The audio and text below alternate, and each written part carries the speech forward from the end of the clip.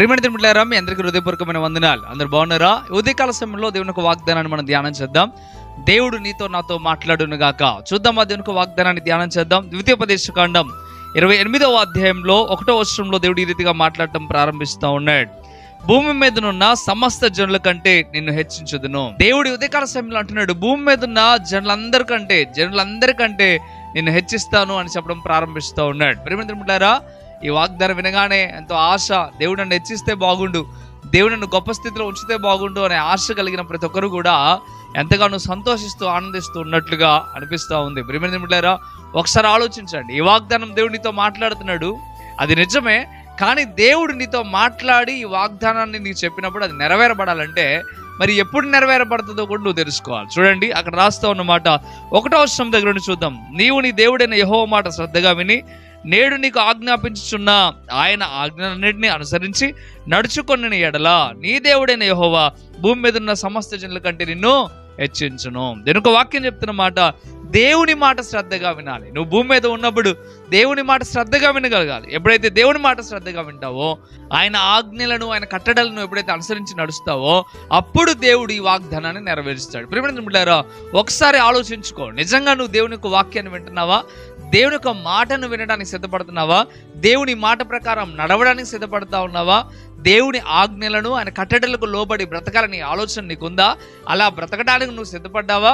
ఎప్పుడైతే నువ్వు ఈ రీతిగా ఉంటావో, అప్పుడే దేవుడు నిన్ను భూమి మీద ఉన్న సమస్త జనుల కంటే ఎక్కువగా నిన్ను ఆశీర్వదిస్తాడు. నిన్నైనా నన్నైనా మనం దేవుని కట్టడలకు లోబడాలి, దేవుని ఒక వాక్యానికి లోబడాలి. దేవుడు ఏం చెప్తున్నాడో ప్రతిదీ మనం లేఖనాల్లో నుండి బాగా తెలుసుకొని దాని ప్రకారం జీవించడానికి మనం ప్రయాసపడాలి. అప్పుడు దేవుడు భూమి మీద ఉన్న జనులకెల్లా మనల్ని హెచ్చుగా, గొప్పగా ఆయన హెచ్చించడానికి సిద్ధపడుతూ ఉన్నాడు. ఒక మారు నువ్వు ఆలోచన చేసుకో, ఈ రోజు నువ్వు ఏ రీతిలో ఉన్నావు? హెచ్చించబడాలని ఆశ ఉంటే సరిపోలే, హెచ్చించబడాలంటే తప్పక దేవునికి వాక్యం చెప్తున్న రీతిలో బ్రతకడం కూడా మనం నేర్చుకోవాలి. ఈరోజు నువ్వు తప్పక దేవునికి మాటలు వినడానికి సిద్ధపడాలి, మాటలు గైకొనడానికి సిద్ధపడాలి.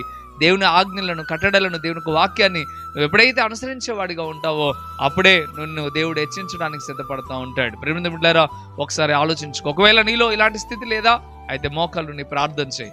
నీ కొరకు ప్రార్థన చేస్తూ ఉన్నాను, కన్నీళ్ళు విడిచి ప్రార్థన చేయి. ప్రభువా, నేను హెచ్చించబడాలని ఆశ నాకు ఉంది, కానీ నేను ఉండవలసిన రీతిలో నేను లేను ప్రభువా అని ఒక మాట దేవుడికి చెప్పు. దేవుడు తప్పక నీకు సహాయం చేస్తాడు. మంచిది.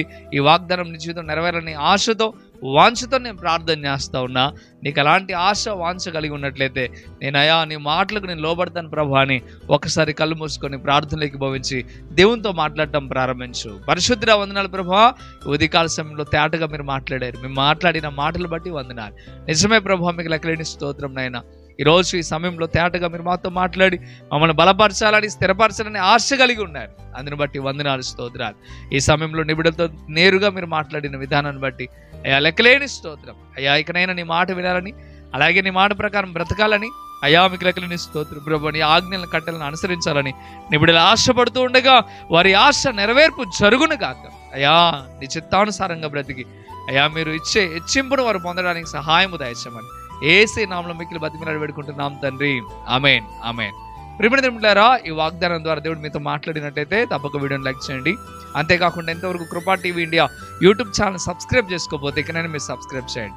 ఈ వాగ్దానాన్ని మీరు అనేక మందికి షేర్ చేయడం ద్వారా మీరు సువార్త ప్రకటించిన వారు అవుతారు, అనేకులను బలపరిచిన వారు అవుతారు.